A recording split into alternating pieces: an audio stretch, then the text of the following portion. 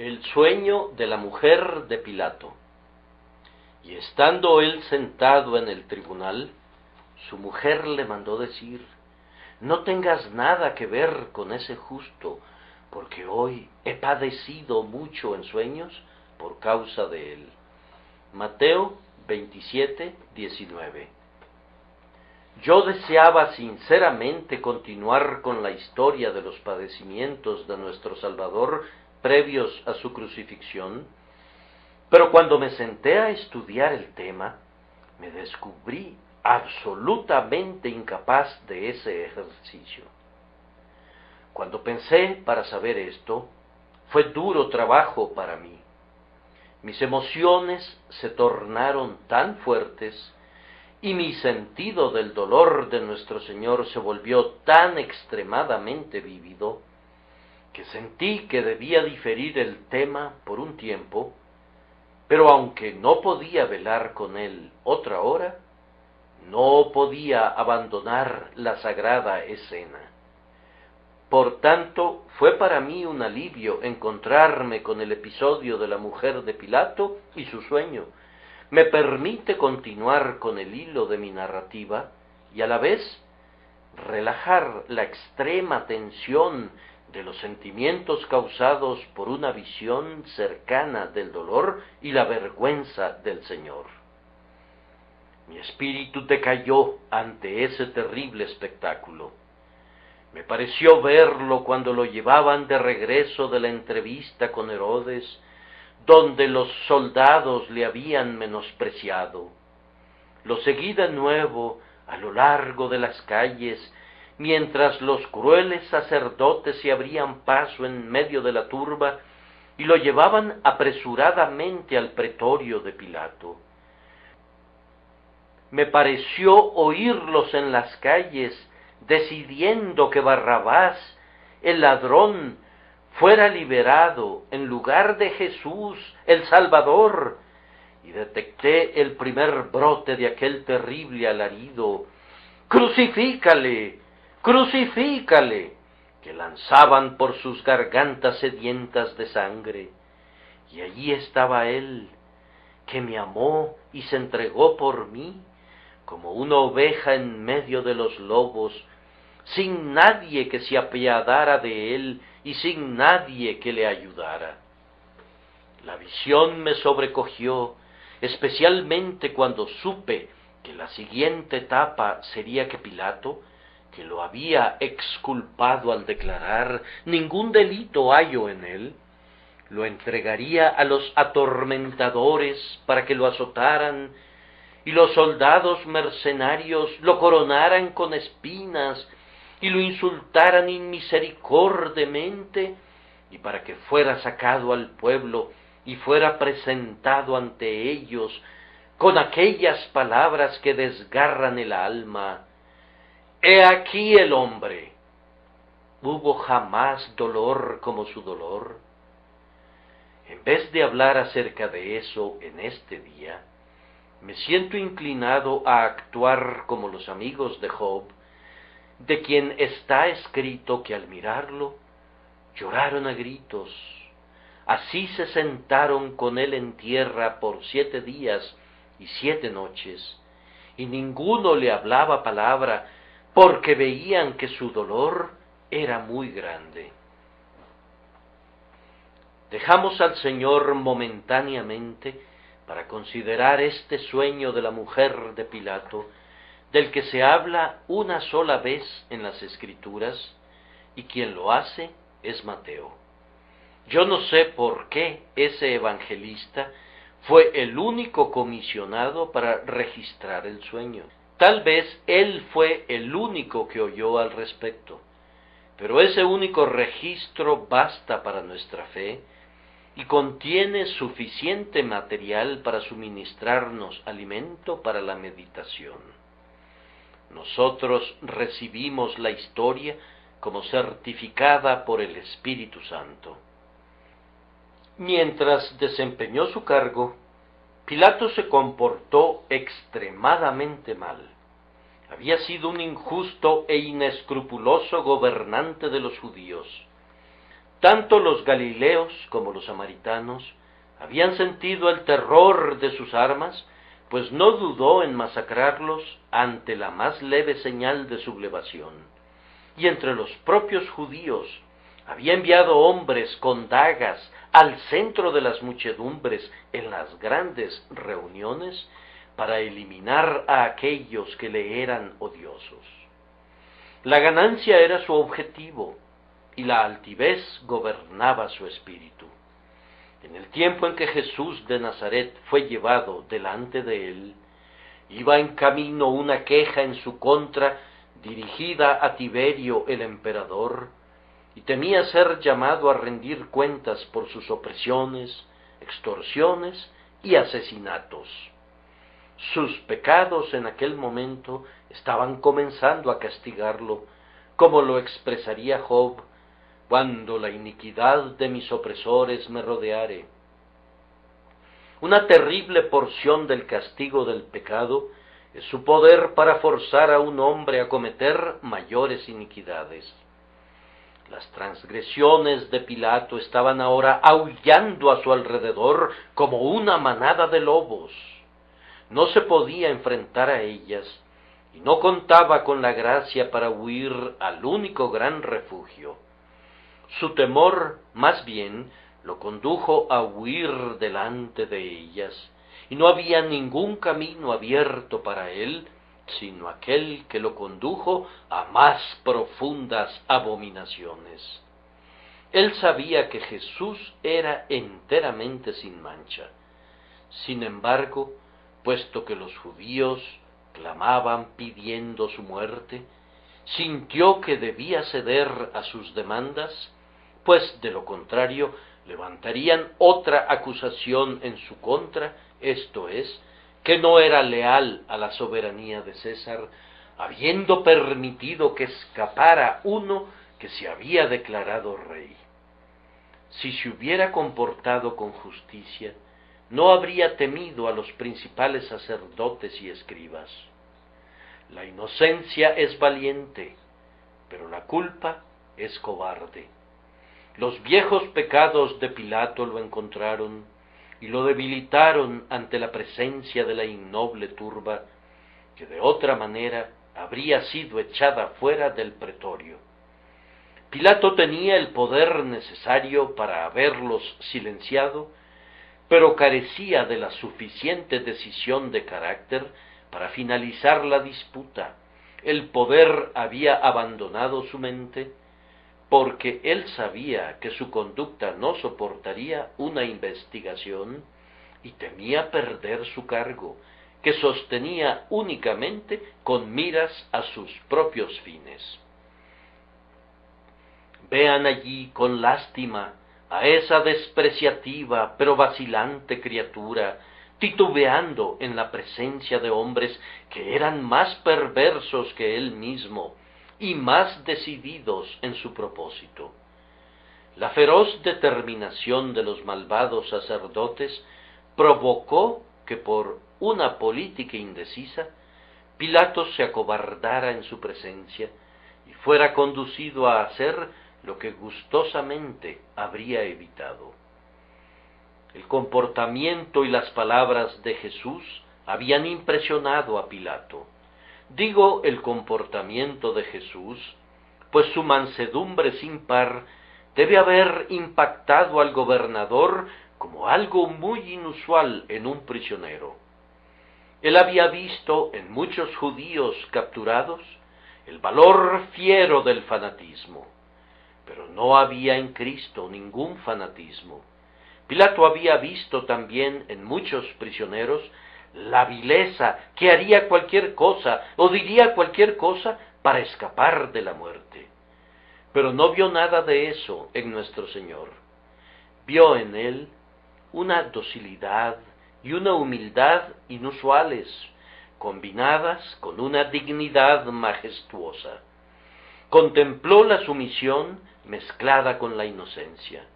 Esto hizo que Pilato sintiera cuán terrible es la bondad. Pilato estaba impresionado, no podía evitar estar impresionado con este singular ser sufriente. Además, nuestro Señor había dado el testimonio de una buena confesión delante de Pilato.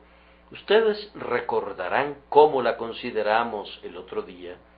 Y aunque Pilato había despreciado ese testimonio con la petulante pregunta ¿qué es la verdad?, y había regresado al pretorio, quedó una flecha clavada en su interior que no podía extirpar.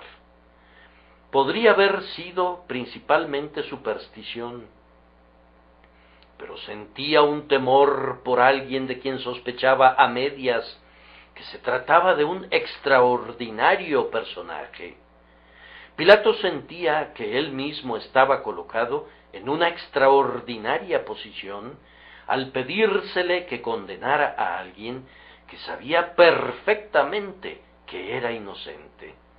Su deber era muy claro, no podría albergar ninguna duda al respecto, pero el deber no era nada para Pilato comparado con sus propios intereses. Él perdonaría la vida del justo si hubiera podido hacerlo sin comprometerse, pero sus cobardes temores lo redujeron a derramar sangre inocente.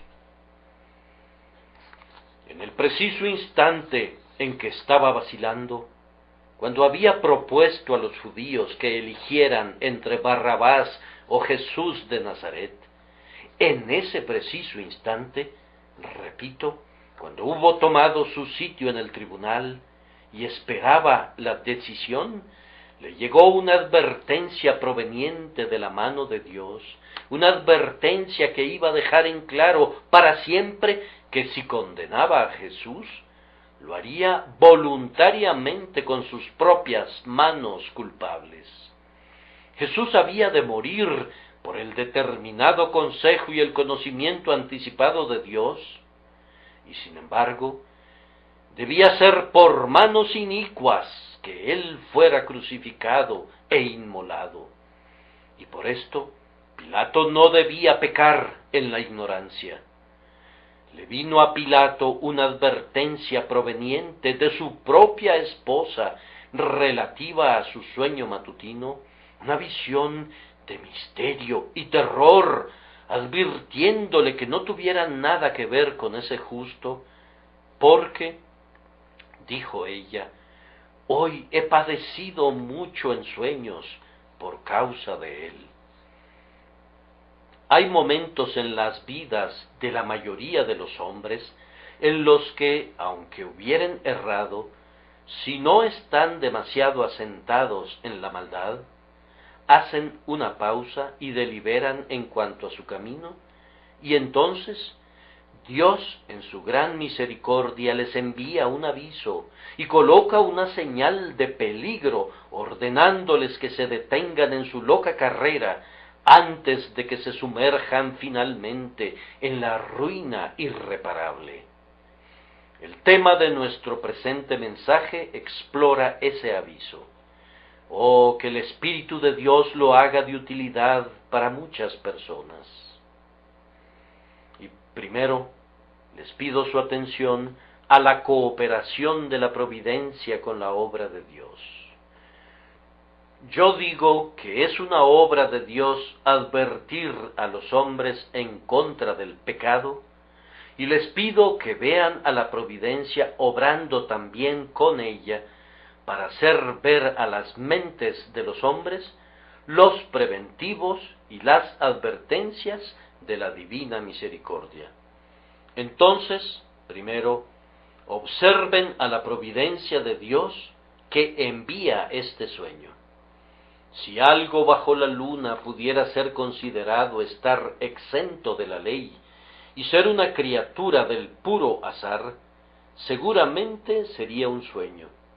Es cierto que hubo sueños en tiempos antiguos en los que Dios habló a los hombres proféticamente, pero, ordinariamente, los sueños son el carnaval del pensamiento, un laberinto de estados mentales, una danza del desorden. Los sueños que vendrían naturalmente a la esposa de un gobernador romano no tenderían a contener mucha ternura ni conciencia, y con toda probabilidad, por sí mismos, no tendrían que ver con la misericordia. Ordinariamente los sueños son los fenómenos más desordenados y, sin embargo, pareciera que son ordenados por el Señor. Yo puedo entender muy bien que cada gota de espuma del mar que sale despedida de la ola cuando se estrella contra el farallón, tiene fijada su órbita tan ciertamente como las estrellas del cielo. Pero los pensamientos de los hombres parecieran ser completamente sin ley, especialmente cuando el sueño profundo cae sobre ellos. Es tan imposible predecir el vuelo de un pájaro como el curso de un sueño. Esas extravagantes fantasías parecen ser indómitas e ingobernables. Muchas cosas operan naturalmente para moldear un sueño. Los sueños dependen frecuentemente de la condición del estómago y del alimento y la bebida ingeridos por el soñador antes de retirarse a descansar. Con frecuencia deben su forma al estado del cuerpo o a la agitación de la mente. Sin duda, los sueños pueden ser causados por lo que transpira en el aposento de la casa. Un pequeño movimiento de la cama provocado por ruedas que pasan, o el ruido de las pisadas de un grupo de hombres, o el paso de una empleada doméstica a través del piso, o incluso las carreras de un ratón detrás del friso, podrían sugerir o formar un sueño. Cualquier leve asunto que afecte los sentidos en ese momento puede hacer surgir en la mente adormecida una turbamulta de ideas extrañas. Sin embargo, cualquiera que fuera la causa que operara en el caso de esta dama, la mano de la providencia estaba en todo ello, y su mente, aunque era libre como el viento, no deambuló a la deriva, sino justamente de acuerdo a la voluntad de Dios, para efectuar el propósito divino. Tenía que soñar justamente eso, y nada más que eso, y ese sueño debía ser de tal y tal orden y de ningún otro. Incluso en el país de los sueños no se conoce otro Dios sino Dios, y aun los fantasmas y las sombras van y vienen según sus instrucciones, y ni las imágenes de una visión nocturna pueden escapar de la suprema autoridad del Altísimo. Vean la providencia de Dios en el hecho de que el sueño de la mujer de Pilato, independientemente de su causa, fuera de tal forma y llegara en un momento como ese. Algunos antiguos escritores atribuyen su sueño al demonio, que de esta manera esperaba prevenir la muerte de nuestro Señor e impedir así nuestra redención. Yo no estoy de acuerdo con esa idea, pero, aun si así fuera, admiraría aún más la providencia, que invalida incluso los ardides de Satanás para cumplir los propósitos de la sabiduría. Pilato debía ser advertido para que su sentencia fuera su propio acto y su propia acción, y esa advertencia le es dada por medio del sueño de su esposa. Así obra la providencia. A continuación, observen la providencia de Dios al disponer que con este sueño hubiese un gran sufrimiento mental. He padecido mucho en sueños por causa de él. Yo no podría saber qué visión pasó por delante del ojo de su mente, pero fue algo que le causó una terrible agonía. Un artista moderno ha pintado un cuadro de lo que él se imaginaba que era el sueño, pero no voy a intentar seguir a ese gran hombre en el ejercicio de su fantasía. La mujer de Pilato podría haber contemplado en su sueño el terrible espectáculo de la corona de espinas y de los azotes, o incluso la crucifixión y la agonía de la muerte. Y en verdad no conozco nada que consiga hacer sufrir al corazón muchas cosas concernientes al Señor Jesús que una mirada a su muerte. Alrededor de la cruz se reúne suficiente dolor para provocar muchas noches de insomnio si al alma le quedara una pizca de ternura. O quizás su sueño pudo haber sido de un tipo muy diferente. Podría haber visto en visión al justo viniendo en las nubes del cielo. Su mente podría haberle visto sobre el gran trono blanco, y se trataba del mismo hombre que su esposo estaba a punto de condenar a morir. Podría haber visto a su esposo cuando era llevado a juicio, siendo un prisionero que debía ser juzgado por el justo que había sido acusado ante él tiempo atrás. Podría haberse despertado, sobrecogida por el grito de su esposo, al tiempo de hundirse en el abismo que no conoce fondo. Cualquier cosa que hubiera sido, ella había experimentado repetidas emociones dolorosas en el sueño, y se despertó sobrecogida y atónita.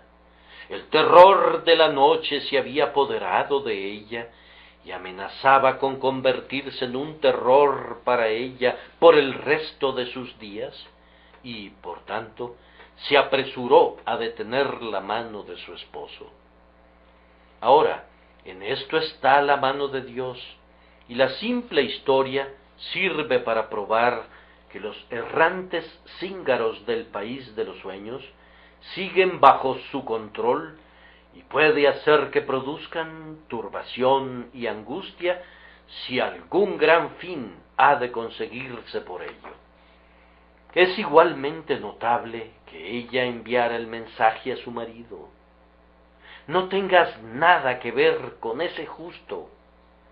Nosotros olvidamos la mayoría de los sueños, mencionamos como notables unos cuantos, y únicamente de vez en cuando se nos graba uno de tal forma que lo recordamos durante años.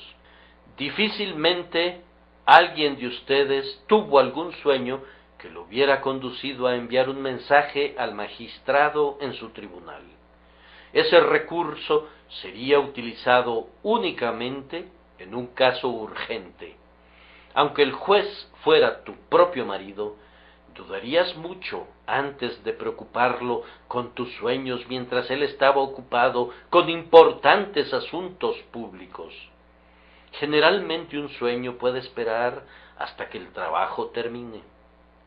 Pero era tan profunda la impresión que permanecía en la mente de esta dama romana, que no espera hasta que su marido regrese a casa, sino que le envía un mensaje de inmediato. Su consejo es urgente: no tengas nada que ver con ese justo. Ella tiene que advertirle ahora, antes de que él le aseste algún golpe, y con mayor razón, antes que ensangrente sus manos con su sangre. No le envió a decir: haz algo leve con él, y azótalo y déjalo en libertad, sino que le dijo: no tengas nada que ver con él. No digas ni una sola palabra áspera, ni le hagas ningún daño. Libéralo de sus adversarios. Si ha de morir, que sea por otra mano y no por la tuya.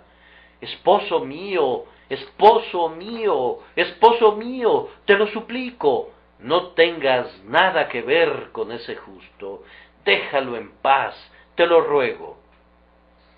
Ella formula su mensaje muy enfáticamente: no tengas nada que ver con ese justo, porque hoy he padecido mucho en sueños por causa de él. Piensa en tu mujer, piensa en ti mismo. Mis sufrimientos por causa de este santo han de servir de advertencia para ti. Yo te ruego que lo dejes en paz. Y sin embargo, ¿saben? Su mensaje suena más bien autoritario a mis oídos, siendo el mensaje de una mujer a su marido y siendo él un juez. Contiene un tono que no está ordinariamente presente en las comunicaciones de las esposas con sus esposos. No tengas nada que ver con ese justo, porque hoy he padecido mucho en sueños por causa de él. Muestra una maravillosa providencia de Dios que esta dama hubiera sido conducida a enviar un mensaje tan fuerte a su obstinado esposo para instarle, para impetrarle, para implorarle, casi para exigirle que dejara ir a ese justo. Oh providencia, cuán poderosamente puedes obrar. Oh Señor, el serafín te obedece, pero tú encuentras un servidor igualmente dispuesto en una esposa que, a tu mandato, se interpone entre su esposo y un crimen.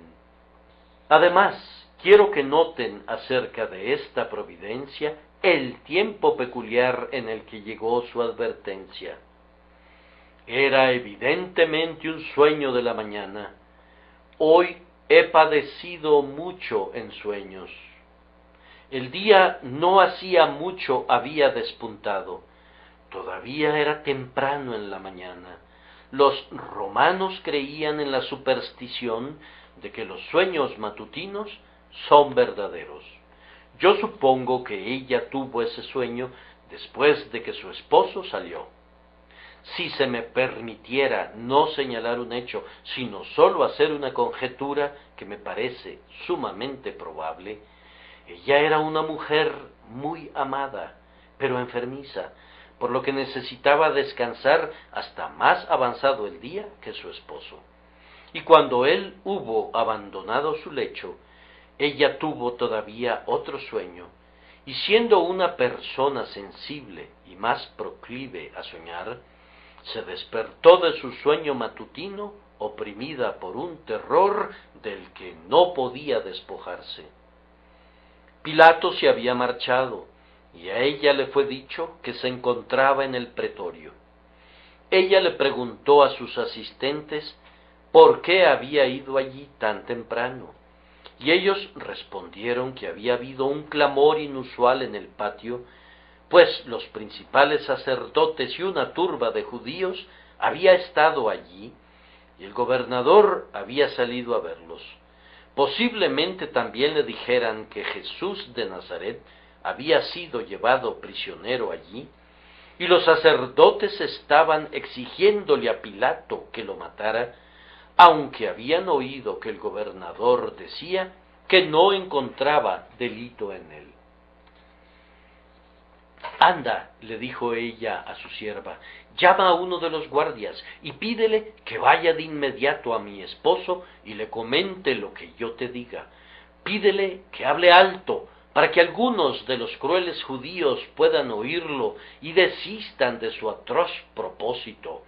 Que diga que yo le imploro a mi marido que no tenga nada que ver con ese justo, porque hoy he padecido mucho en sueños por causa de él». Ustedes ven que precisamente en el momento en que se sentó en el tribunal, le llegó la advertencia. Cuando hubo una pequeña pausa y Pilato estaba ansioso de absolver a su prisionero, en ese preciso instante de tiempo que era el más esperanzador, este peso fue arrojado en el lado derecho de la balanza, introducido de una manera sumamente sabia y misericordiosa para evitar que Pilato cometiera ese atroz pecado. La advertencia llegó en el momento preciso, como decimos, aunque llegó en vano. Admiren la puntualidad de la providencia. Dios nunca se adelanta y nunca se atrasa. Será visto en lo concerniente a todo lo que hace, que en el mismísimo día establecido por la profecía llega el cumplimiento. Mi alma tiembla mientras canta la gloria de su Dios, cuya providencia es sublime, como las ruedas de Ezequiel, pero las ruedas están llenas de ojos, y al girar todos los alrededores son observados y atendidos de tal forma que no hay equivocaciones, ni advertencias, ni accidentes, ni demoras. La operación del Señor es puntual y eficaz. Con esto concluyo lo relativo a la providencia, y pienso que todos estarán de acuerdo en que mi punto está demostrado, que la providencia está siempre obrando conjuntamente con la gracia de Dios. Un gran escritor que no sabe mucho acerca de las cosas divinas nos dice, sin embargo, que él percibe un poder en el mundo que obra para justicia. Eso es exactamente así. Ha hablado muy bien, pues ese es el principal de los poderes. Cuando ustedes y yo salimos a advertir a los hombres del pecado, no estamos solos. Toda la providencia nos apoya. Cuando predicamos a Cristo crucificado, somos obreros conjuntamente con Dios. Dios está obrando con nosotros, como también por nosotros. Todo lo que ocurre está conduciendo hacia el fin para el que trabajamos cuando buscamos convencer a los hombres de pecado y de justicia. Donde está el Espíritu de Dios, todas las fuerzas de la naturaleza y de la providencia son convocadas. La caída de los imperios, la muerte de los déspotas, el surgimiento de naciones, el establecimiento de acuerdos o su quebrantamiento, las guerras atroces y las hambrunas devastadoras, todo eso está logrando el grandioso fin. Sí, y los asuntos domésticos, tales como la muerte de los hijos, la enfermedad de las esposas, la pérdida del trabajo, la pobreza de la familia y miles de otras cosas, están obrando y obrando y obrando para el mejoramiento de los hombres. Y ustedes y yo, al prestar nuestra pobre debilidad para cooperar con Dios, estamos marchando con todas las fuerzas del universo. Entonces, reciban consuelo de esto.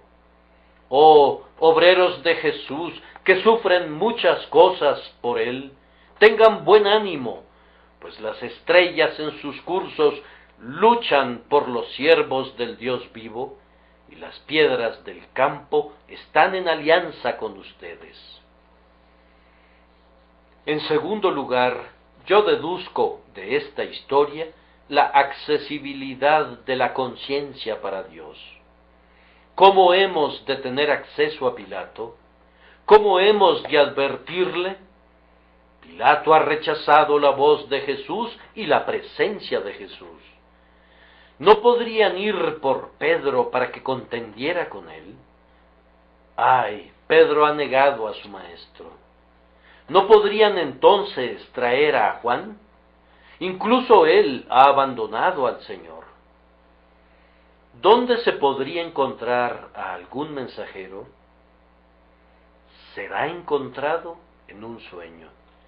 Dios llega a los corazones de los hombres a pesar de lo endurecidos que puedan estar. Nunca los den por perdidos, nunca pierdan la esperanza de despertarlos.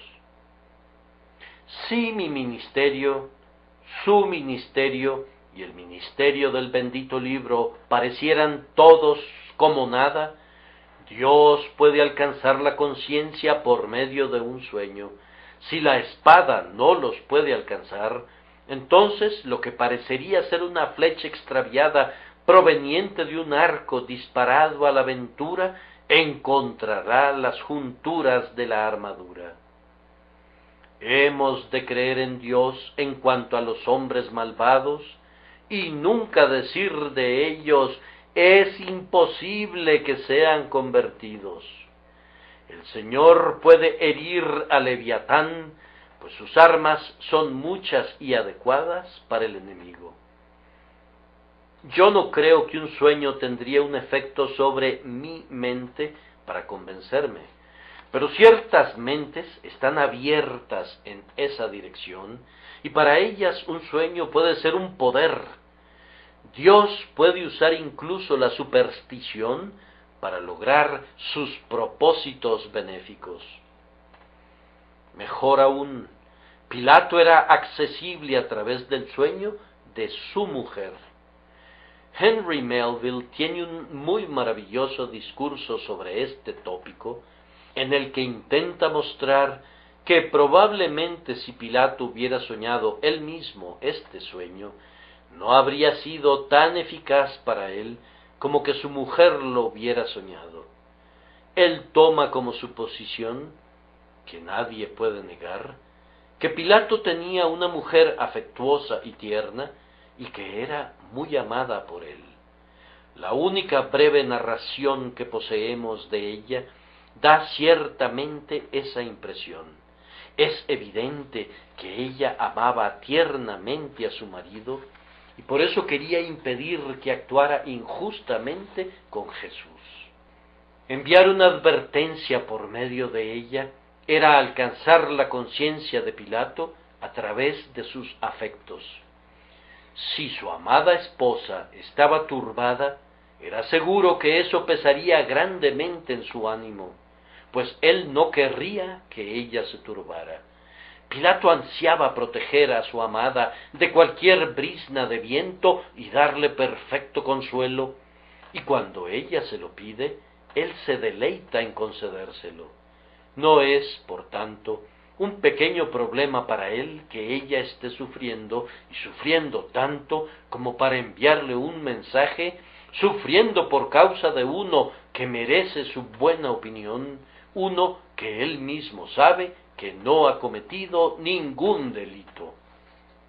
Si esta dama era ciertamente la esposa de Pilato desde su juventud, tierna y muy amada, y si se estaba enfermando gradualmente ante sus ojos, su pálido rostro se erguiría ante su amorosa mirada, y las palabras suyas tendrían un poder ilimitado sobre él cuando le dijo: «He padecido mucho en sueños».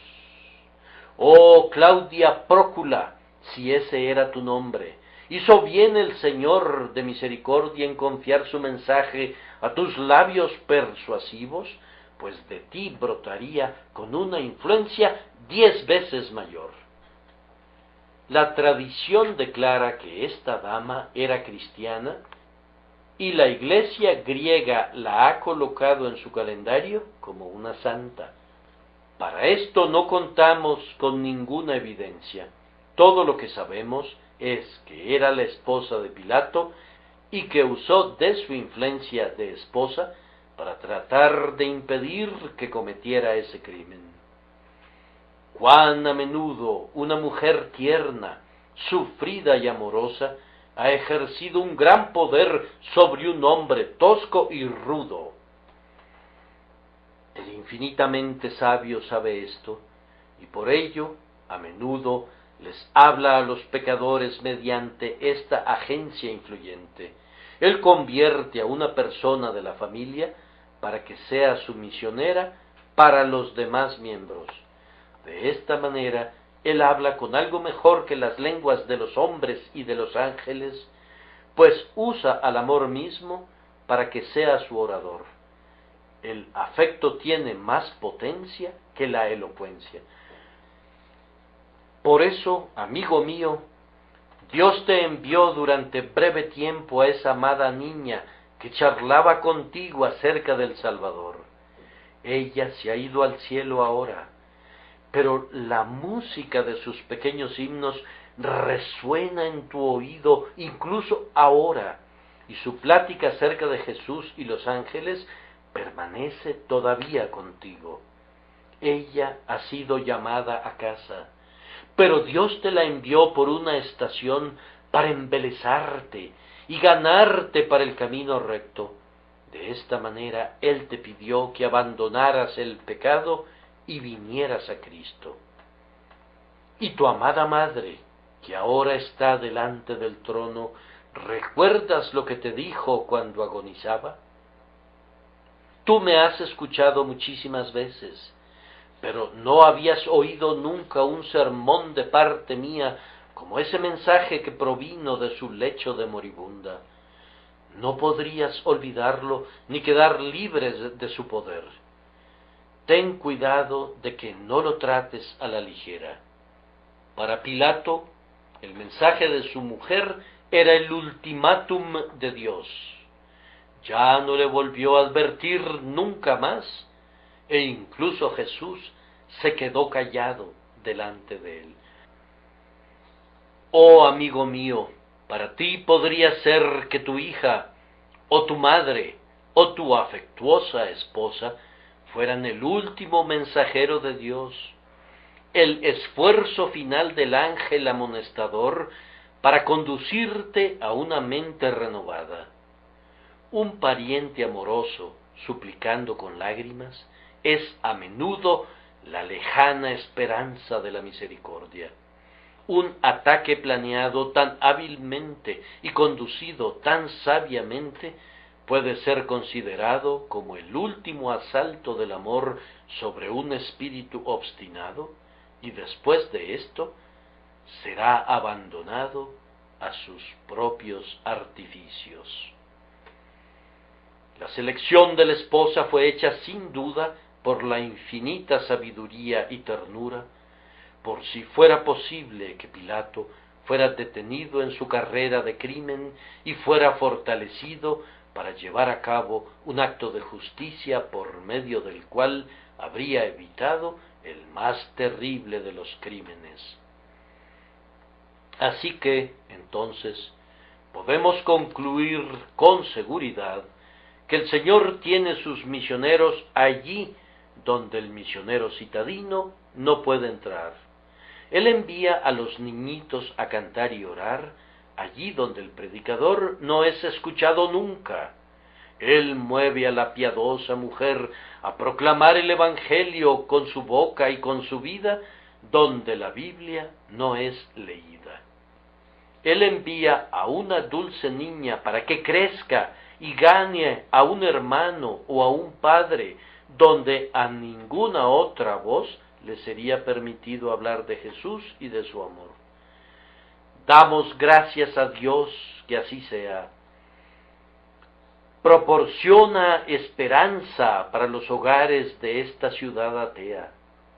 Nos da esperanza incluso por aquellos por quienes la campana del día domingo tañe en vano. Ellos oirán, ellos deben oír a estos predicadores del hogar, a estos mensajeros que luchan con sus corazones. Sí, y permítanme agregar que donde Dios no emplea un sueño, ni usa a una esposa, Él puede acceder a las conciencias de los hombres sin usar medios visibles, sino por pensamientos que vienen sin ser invitados y que permanecen en el alma. Verdades enterradas por largo tiempo súbitamente se levantan, y cuando el hombre está en el propio acto del pecado, es detenido en el camino como Balaam fue detenido cuando el ángel se encontró con él. Cuán a menudo ha ocurrido que la conciencia choca con un hombre culpable en el mismo momento en el que tenía la intención del placer comprado con agravio. Como Elías se encontró con Acab a las puertas de la viña de Nabot. Cómo da un respingo el rey cuando divisa al profeta. Hubiera preferido ver al propio demonio antes que a Elías. Airadamente grita: ¿me has hallado, enemigo mío? Aunque en realidad Elías era su mejor amigo, si lo hubiera sabido. A menudo la conciencia ataca bruscamente a un hombre cuando el exquisito manjar del pecado ha sido enrollado bajo su lengua y está apenas sentándose para disfrutarlo. La visita de la conciencia convierte la miel robada en amargura y el gozo prohibido en angustia. La conciencia con frecuencia acecha como un león en la maleza, y cuando el pecador va pasando por el ancho camino, salta sobre él, y durante un rato se ve en serios apuros. El hombre malo es comparable al Leviatán, de quien leemos que la gloria de su vestido son escudos fuertes, cerrados entre sí estrechamente, de tal forma que la espada que sea asestada sobre él no puede resistir ni la lanza, ni el dardo, ni la jabalina. Y, sin embargo, el Señor tiene la forma de llegar a él y de herirlo muy severamente. Por tanto, debemos esperar y orar en relación a los peores hombres. Hermanos y hermanas, usen para el bien de los hombres cualquier cosa que se ponga en su camino. Usen no solamente el sobrio argumento y la sana doctrina, sino que incluso si un sueño ha tocado su corazón, no duden en repetirlo donde pueda causar efecto. Cualquier arma puede ser usada en esta guerra, pero asegúrense de buscar efectivamente las almas de los hombres. Todos ustedes que son esposas, sean movidas especialmente a realizar esta sagrada obra. Recuerden a la mujer de Pilato y piensen en ella en el momento que da afectuosamente la advertencia a su marido, y vayan y hagan lo mismo. Nunca dejen de darle a un esposo impío la palabra que podría convertirlo del error de sus caminos. Y ustedes, amados hijos, ustedes, hermanas, ustedes que son del tipo más gentil, no duden, a su propia manera tranquila, en ser los heraldos de Jesús en el lugar que les hubiere correspondido. En cuanto a todos nosotros, estemos atentos para aprovechar cada ocasión para reprimir el pecado y promover la santidad. Debemos advertir a los impíos de inmediato, pues también el hombre a quien somos enviados no ha cometido todavía el acto fatal. Hemos de pararnos en el resquicio mientras haya todavía espacio para el arrepentimiento. Pilato está ahora mismo sentado en el tribunal. El tiempo es precioso. Dense prisa antes de que cometa el hecho de sangre. Envíenle el mensajero, deténganlo antes de que el acto sea consumado, aunque él se queje por su interferencia. Díganle, no tengas nada que ver con ese justo, porque he padecido mucho por causa de él, y te ruego que no hagas nada contra él. Ese es nuestro segundo punto. Que Dios lo bendiga, aunque yo no pueda predicar sobre él como quisiera, el Espíritu de Dios puede infundirle poder. En tercer lugar, tenemos ahora la lamentable tarea de observar el frecuente fracaso incluso de los mejores medios. Me he aventurado a decir que, hablando humanamente, el mejor instrumento para tocar la conciencia de Pilato era que su mujer fuera conducida a reconvenirle. Él escucharía solo a unos cuantos, pero a ella sí le escucharía, y sin embargo, incluso su advertencia fue en vano. ¿Cuál fue la razón? Primero, el interés propio estaba involucrado en el asunto, y ese es un factor poderoso. Pilato tenía temor de perder su cargo de gobernador. Los judíos se enojarían si no obedecía sus crueles exigencias. Podrían quejarse con Tiberio y perdería su lucrativa posición. Sí, cosas semejantes a estas están manteniendo cautivos a algunos de ustedes en este momento. Ustedes no pueden permitirse ser sinceros o rectos, pues eso les costaría demasiado. Ustedes conocen la voluntad del Señor, ustedes conocen lo que es recto, pero renuncian a Cristo al desentenderse de él y al perseverar en los caminos del pecado para ganar su paga. Temen que ser un verdadero cristiano implicaría la pérdida de la buena voluntad de un amigo o el patrocinio de un impío o la sonrisa de un influyente mundano, y esto no lo pueden tolerar. Ustedes cuentan el costo y calculan que es demasiado alto. Resuelven ganar el mundo aunque pierdan su alma. ¿Qué pasa entonces? Irán ricos al infierno. Este es un triste resultado. ¿Acaso ven algo deseable en un logro así? Oh, que consideraran sus caminos y escucharan la voz de la sabiduría.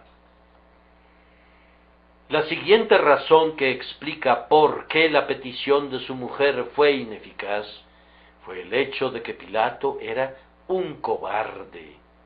Era un hombre con legiones que lo respaldaban, y sin embargo estaba temeroso de una turba judía, temeroso de liberar a un pobre prisionero que sabía que era inocente, temeroso porque sabía que su conducta no toleraría una inspección. Pilato era moralmente un cobarde.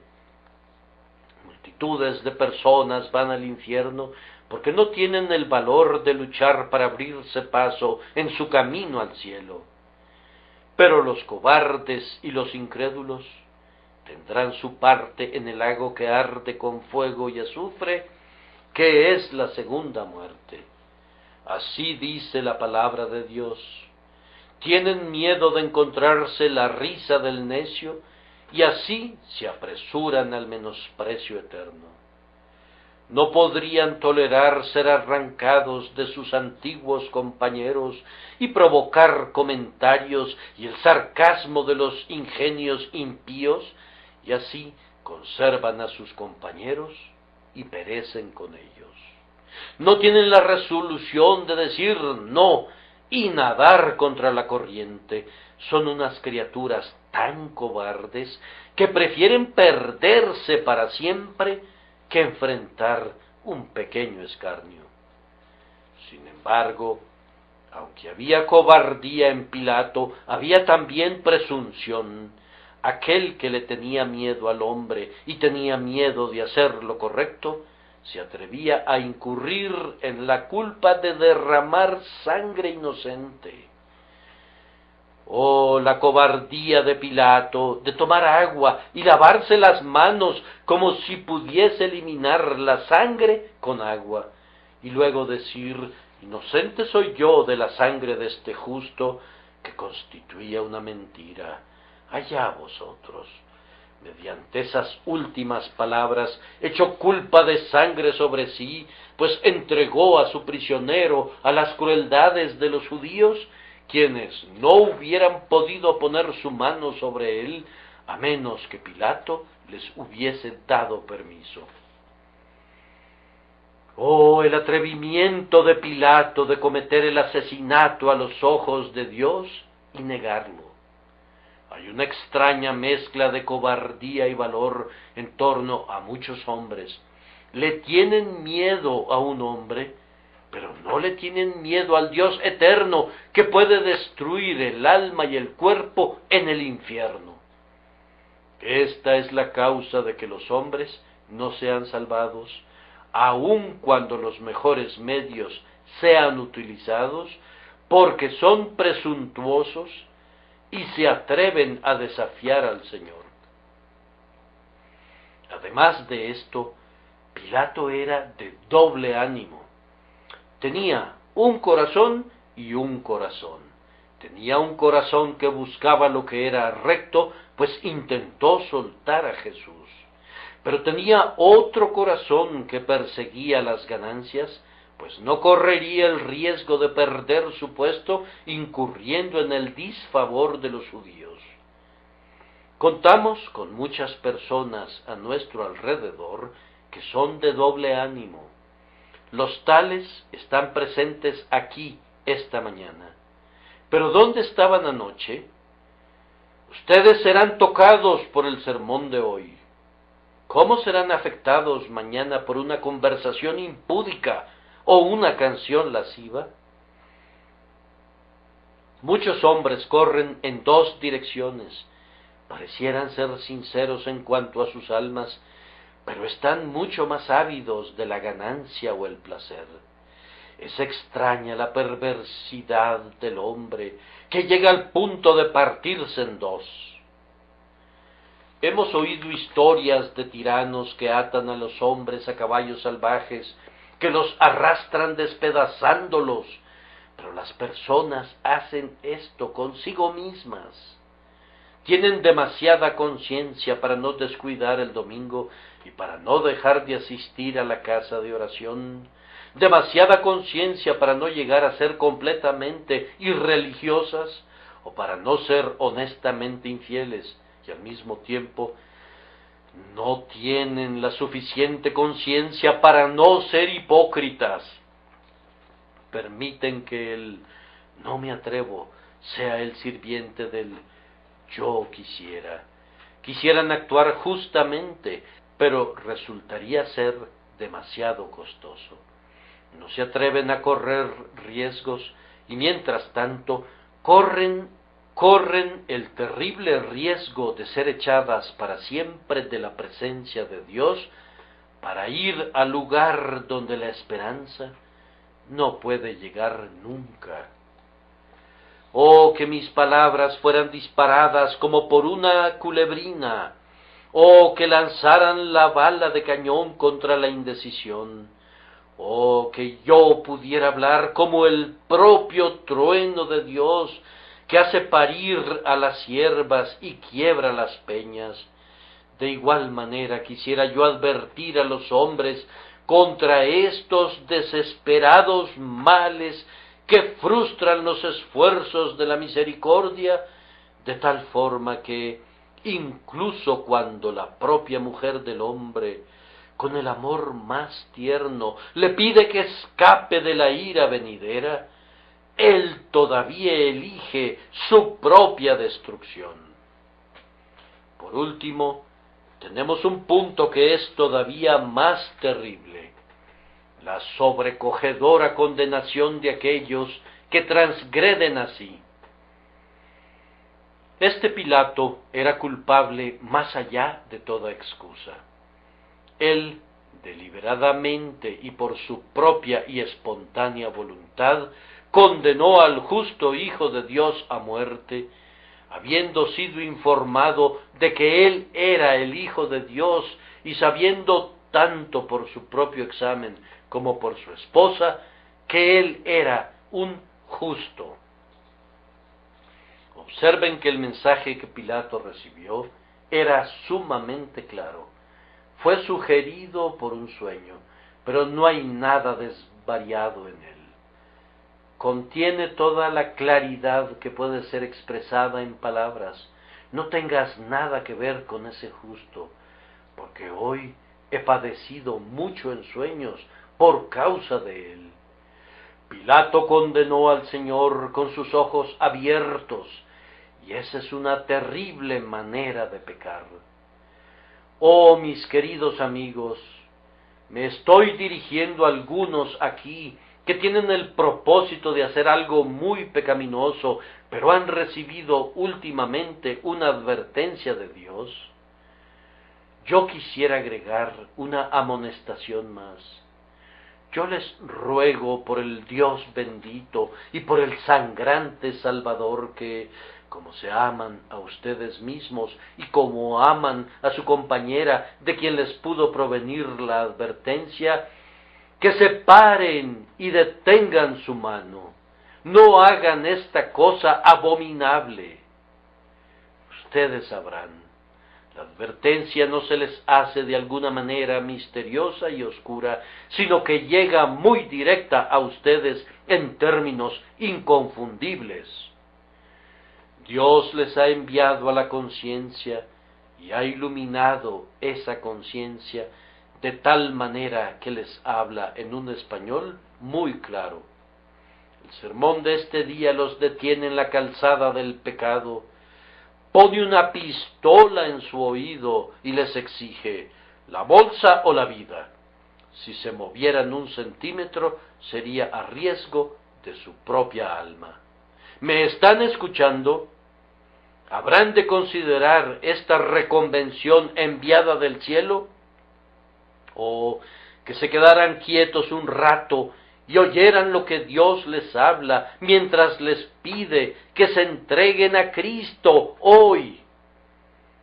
Podría ser ahora o nunca en cuanto a ustedes, como sucedió con Pilato aquel día.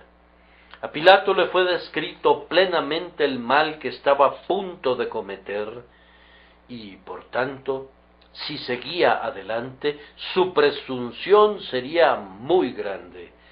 Su esposa no había dicho: no tengas nada que ver con ese hombre, sino con ese justo. Y esa palabra resonó en sus oídos y se repitió una y otra vez hasta que él mismo la repitió también. Lean el versículo 24. Cuando se estaba lavando sus perversas manos, dijo: inocente soy de la sangre de este justo, el propio nombre que su mujer había dado a nuestro Señor. Las flechas se clavaron en él. No podía quitárselas de encima. Como una bestia salvaje, tenía la jabalina clavada en su costado, y aunque se apresuró al bosque de su pecado, estaba evidentemente todavía enconada en él. Las palabras ese justo le causaban obsesión. Algunas veces Dios hace que un hombre vea el pecado como pecado y le hace ver su negrura, y si luego persevera en el pecado, se vuelve doblemente culpable y atrae sobre sí una intolerable condenación que sobrepasa a la de Sodoma de antaño. Además de eso, Pilato estaba pecando no sólo después de una clara advertencia, y una advertencia que destacaba la negrura del pecado, sino que estaba pecando después de que su conciencia había sido tocada y conmovida a través de sus afectos. Es algo terrible pecar contra la oración de una madre. Ella se interpone en tu camino, ella extiende sus brazos y con lágrimas declara que obstruirá tu camino a la perdición. ¿Acaso forzarás tu paso hacia la ruina sobre su cuerpo postrado? Ella se arrodilla, se aferra a tus rodillas, te ruega que no te pierdas. ¿Acaso eres tan brutal como para hollar su amor? Tu hijita te suplica, ¿desatenderás sus lágrimas?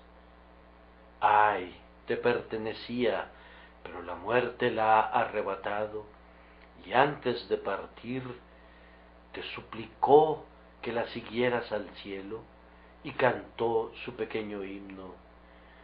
Sí, nos reuniremos en el río.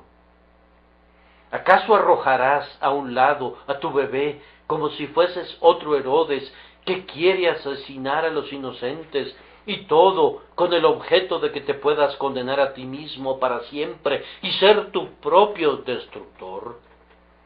Es duro para mí hablarte de esta manera. Si algunos de ustedes se dan por aludidos, será duro para ustedes oírlo. Yo, en verdad, espero que sea tan duro que al final dirán: voy a ceder al amor que me asedia con tan tiernos ruegos. ¿No sería un trozo de pura imaginación si concibiera que en el último gran día, cuando Jesús se siente en el tribunal y Pilato esté allí para ser juzgado por las acciones hechas en el cuerpo, que su esposa sea un testigo dispuesto contra él para condenarlo? Yo puedo imaginar que en el último gran día habrán muchas escenas parecidas en las que aquellos que nos amaran más producirán las más válidas evidencias en contra nuestra, si todavía estamos en nuestros pecados. Yo sé cómo me afectó siendo un adolescente, cuando mi madre, después de exponer frente a sus hijos el camino de salvación, nos dijo: si rechazaran a Cristo y perecieran, no podría interceder a favor de ustedes y decir que eran ignorantes, no, sino que habré de decir amén a su condenación. Yo no podía soportar eso. ¿Habría de decir mi madre amén a mi condenación? Y sin embargo, tú que eres la esposa de Pilato, ¿qué otra cosa podrías hacer? Cuando todos tendrán que decir la verdad, ¿qué podrías decir sino que tu esposo fue tierna y sinceramente advertido por ti, y a pesar de ello entregó al Salvador a sus enemigos? Oh oyentes impíos, mi alma se conmueve por ustedes. Volveos, volveos. ¿Por qué moriréis? ¿Por qué habrían de pecar contra el Salvador? Que Dios les conceda que no rechacen su propia salvación, sino que se vuelvan a Cristo y encuentren redención eterna en Él. Todo aquel que en Él cree tiene vida eterna.